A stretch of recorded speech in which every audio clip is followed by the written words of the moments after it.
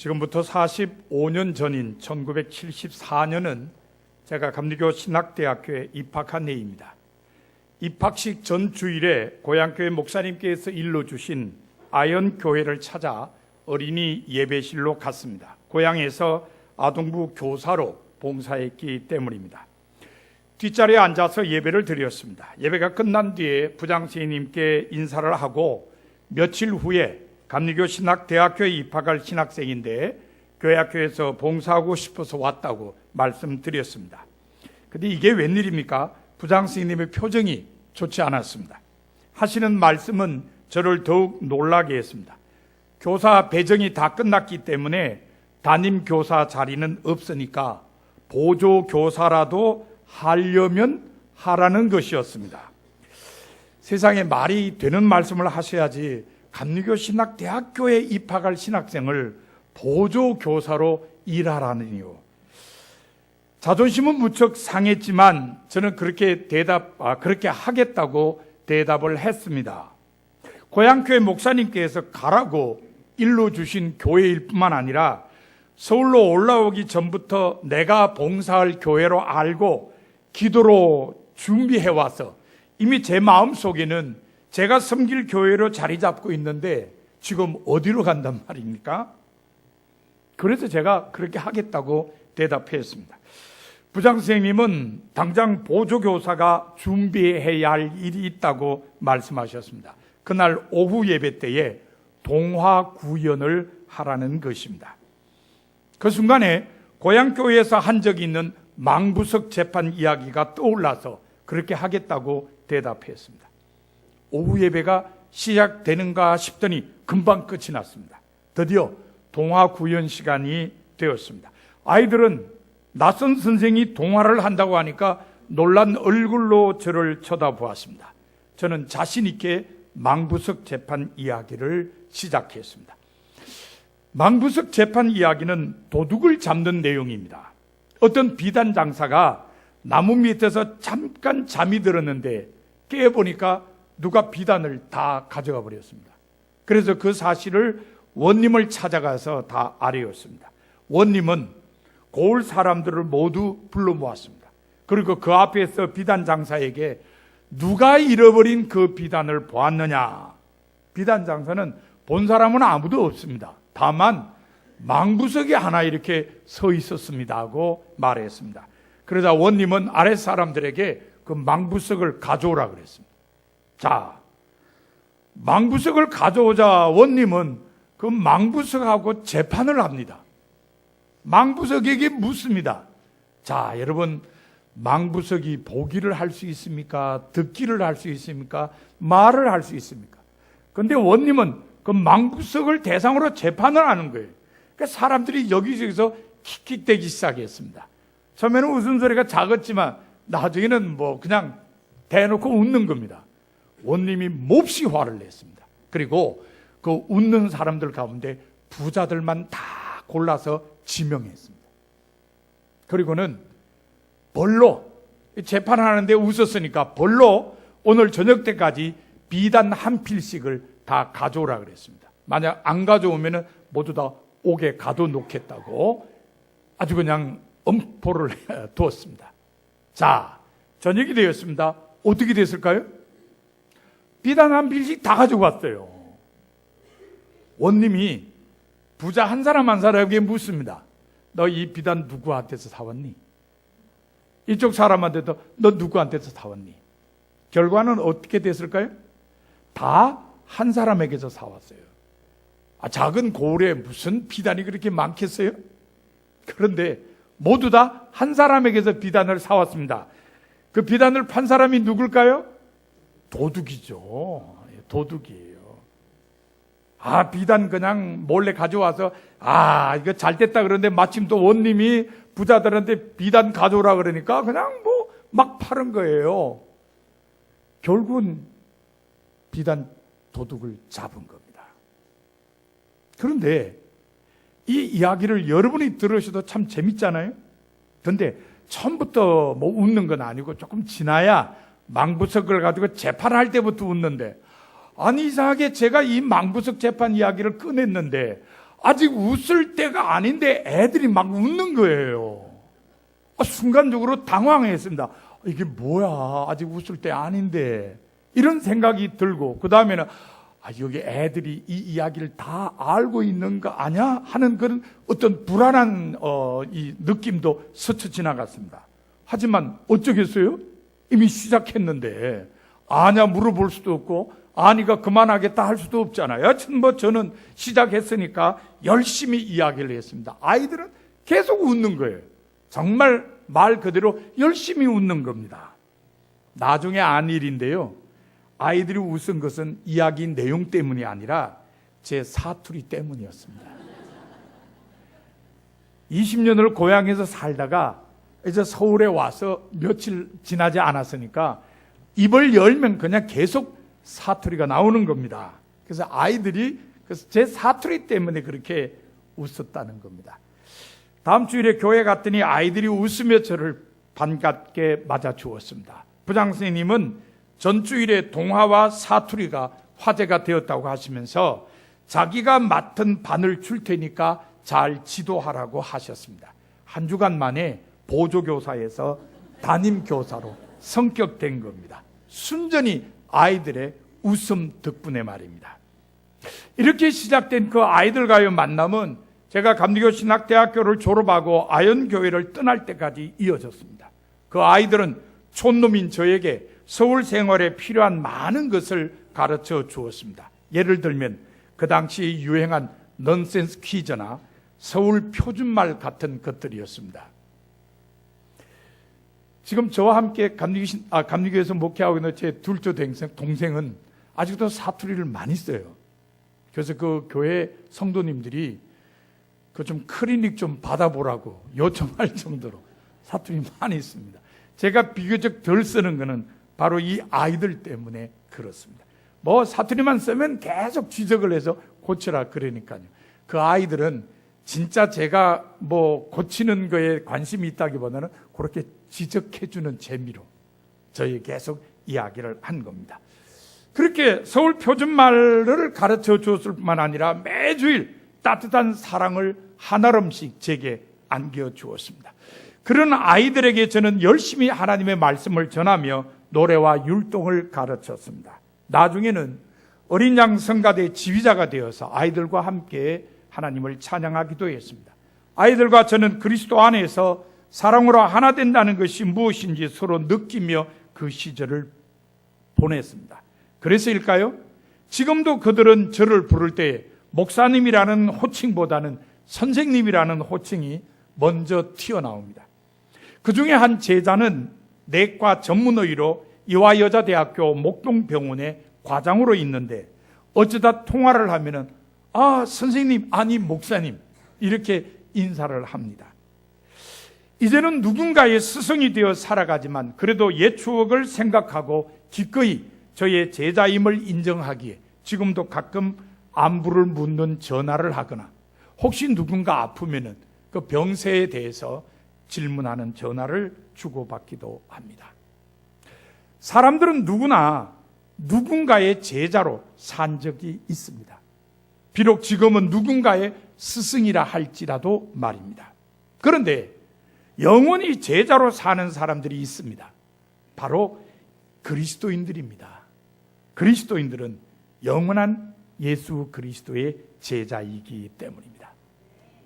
하지만 제자라고 해서 다 똑같은 제자는 아닙니다. 제자라고 아무리 우겨도 다른 사람들이 볼 때에 제자 같지 않으면 진정한 제자라고 할 수 없습니다. 그리스도인들도 마찬가지입니다. 다른 사람이 볼 때에 예수 그리스도의 제자 같아야 합니다. 그래야 진정한 예수 그리스도의 제자라고 할 수 있습니다. 그러면 어떤 사람이 진정한 제자일까요? 우선 스승을 인정하는 사람입니다. 진정한 제자는 스승의 능력과 인격 그리고 지식 등을 인정할 때에 될 수 있습니다. 오늘 본문 이야기가 그것을 잘 보여줍니다. 본문은 날 때부터 맹인인 사람이 예수님을 만나 고침받은 후에 일어난 이야기입니다. 이 사람을 처음 길에서 만났을 때 제자들은 예수님께 이 사람이 맹인으로 난 것이 누구의 죄로 인함이니까? 자기니까 그의 부모니까라고 물었습니다. 그러자 예수님께서는 이 사람이나 그 부모의 죄로 인한 것이 아니라 그에게서 하나님이 하시는 일을 나타내고자 하심이라고 대답하셨습니다. 그리고 땅에 침을 뱉어서 진역을 이겨 그의 눈에 바르시고 실로암 못에 가서 씻으라고 하셨습니다. 맹인은 가서 씻었습니다. 그랬더니 눈이 밝아졌습니다. 그리고는 다시 돌아왔습니다. 그러자 사람들 사이에 논쟁이 벌어졌습니다. 어떤 사람들은 이 눈뜬 사람이 바로 그 맹인이라 그렇게 말하기도 했고, 어떤 사람은 비슷하긴 한데 아니야, 그 사람 아니야, 이렇게 우기는 사람들도 있었습니다. 사람이 눈이 참 중요하잖아요. 감았을 때하고 떴을 때 얼굴이 달라 보기도 하니까 이런 논쟁이 벌어진 겁니다. 논쟁이 벌어지자 눈뜬 사람이 내가 바로 그 사람이요, 그렇게 말을 했습니다. 그러자 사람들이 어떻게 눈이 뜨덧나고 물었습니다. 그 사람은 예수라 하는 사람이 진흙을 이겨 내 눈에 바르고 실로암에 가서 씻으라 하기에 가서 씻었더니 보게 되었다고 말했습니다. 사람들은 너무 놀라서 눈뜬 이 사람을 데리고 종교 지도자들인 바리새인들에게 갔습니다. 그런데 바리새인들에게 이 사람을 데려간 일 때문에 바리새인들 사이에서도 논쟁이 벌어졌습니다. 왜냐하면 그 일이 일어난 날이 안식일이었기 때문입니다. 예수님께서 안식일을 지키지 않으셨기 때문에 절대로 하나님께로부터 온 사람이 아니라는 주장, 그리고 죄인이 어떻게 맹인의 눈을 뜨게 할 수 있느냐는 주장, 이 둘이 맞선 겁니다. 분쟁이 일어나자 바리새인들은 눈뜬 사람에게 물었습니다. 그 사람이 내 눈을 뜨게 하였으니 너는 그를 어떤 사람이라 하느냐? 그 눈뜬 사람이 대답하기를 선지자입니다 했습니다. 바리새인들은 눈뜬 사람의 말을 믿지 못하고 그의 부모를 불렀습니다. 그리고 당신 아들이 어떻게 해서 보게 되었는지를 물었습니다. 하지만 그의 부모는 대답을 하지 않았습니다. 잘못 대답했다간 곤욕을 치를 것 같았기 때문입니다. 그래서 우리 아들이 장성한 사람이니 아들에게 물어보라고 했습니다. 그러자 바리새인들은 두 번째 눈뜬 사람에게 물어보게 되었습니다. 오늘 본문의 내용은 바리새인들의 두 번째 질문과 눈뜬 사람의 대답, 그리고 그 후에 계속 이어진 대화입니다. 관심을 끄는 구절은 28절입니다. 바리새인들이 눈뜬 사람에게 욕을 하면서 말했습니다. 너는 그의 제자이나 우리는 모세의 제자라.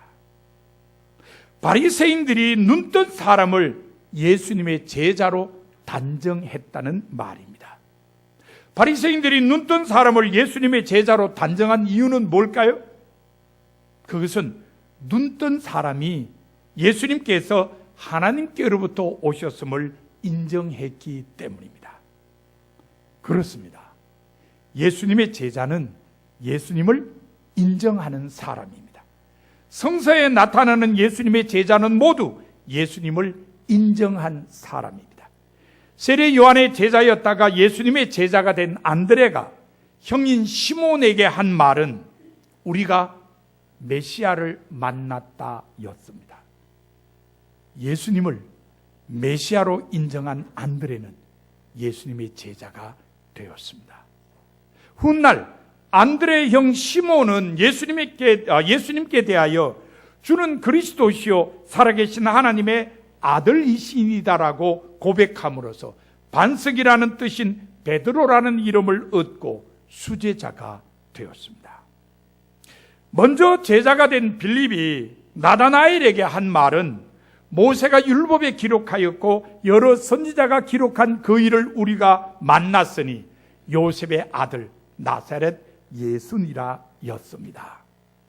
역시 빌립도 예수님을 예언된 메시아로 인정함으로써 제자가 된 사람입니다. 예수님을 만난 나다나엘은 당신은 하나님의 아들이시오, 당신은 이스라엘의 임금이로소이다라고 고백하며 제자가 되었습니다. 이처럼 예수님에 대한 인정이 바로 진정한 제자가 되는 길입니다. 진정한 제자의 또 다른 특징은 스승을 따르는 사람입니다. 따르다는 말은 좇는다는 말과 같습니다. 발자취를 밟아 닮아감으로써 스승이 하던 일을 계승하는 것을 말합니다. 본문 34절 마지막 부분에 보면 눈뜬 사람은 바리새인들로부터 내쫓김을 당했습니다. 예수께서 하늘로부터 오셨음을 인정했기 때문입니다. 본문 이후에 이어지는 내용에 의하면 눈뜬 사람은 다시 예수님을 만났습니다. 예수님께서 바리새인들이 이 사람을 내쫓았다는 말을 들으신 후였습니다. 예수님께서는 눈뜬 사람에게 네가 인자를 믿느냐고 물으셨습니다. 그리고 주여 내가 믿나이다라는 대답을 들으셨습니다. 그런데 눈뜬 사람은 주여 내가 믿나이다라고 말한 후에 바로 엎드려 예수님께 절을 했습니다. 예수님께 엎드려 절하는 행위는 공관복음서에는 자주 나타납니다. 특별히 마태복음에는 아주 많이 나타납니다. 그런데 요한복음에는 딱 한 번 나타납니다. 그게 본문입니다. 유일하게 예수님께 엎드려 절을 한 사람이 이 눈뜬 사람입니다. 특별히 요한복음 저자는 절하는 행위에 대해서 프로스케네인이라는 히라보 동사를 사용했습니다. 그런데 이 동사는 4장 20절에서 24절에 하나님께 드릴 합당한 예배를 설명하실 때 사용한 단어입니다. 그러니까 눈뜬 사람이 예수님께 예배했다는 뜻으로 사용한 것입니다. 요한복음 저자는 예수님께 절을 했다고 표현했지만 그 의미하는 것은 예수님께 예배했다는 것이라는 말입니다.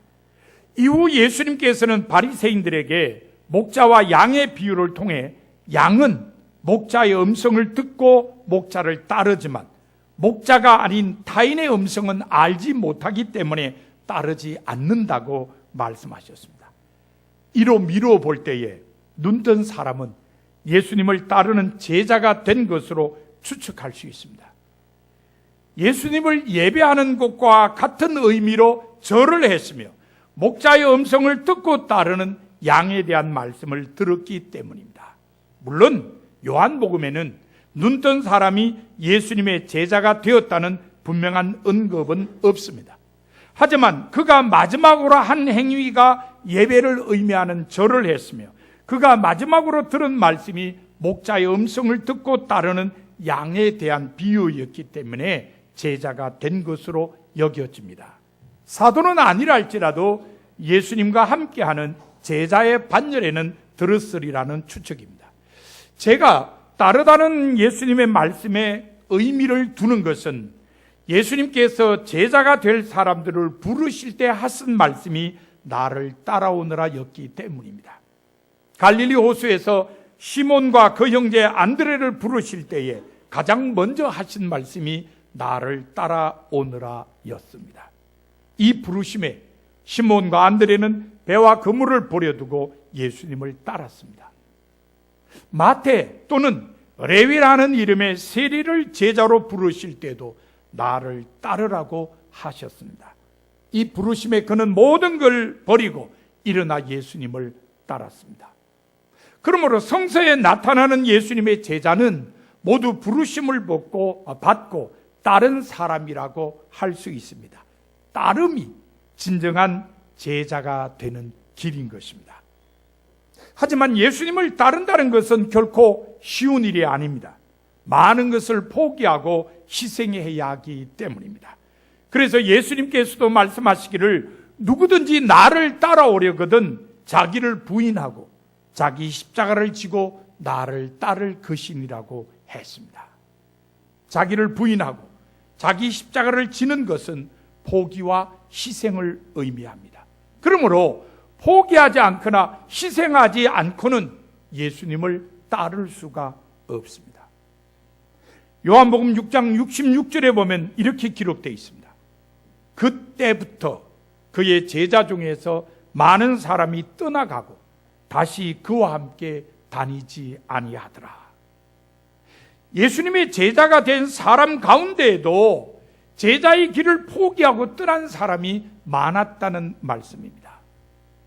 처음에는 많은 사람이 예수님의 능력과 이적 행하심을 보고 제자가 되겠다고 했지만 포기와 희생으로 따라야 진정한 제자가 될 수 있다는 것 때문에 떠나간 것입니다.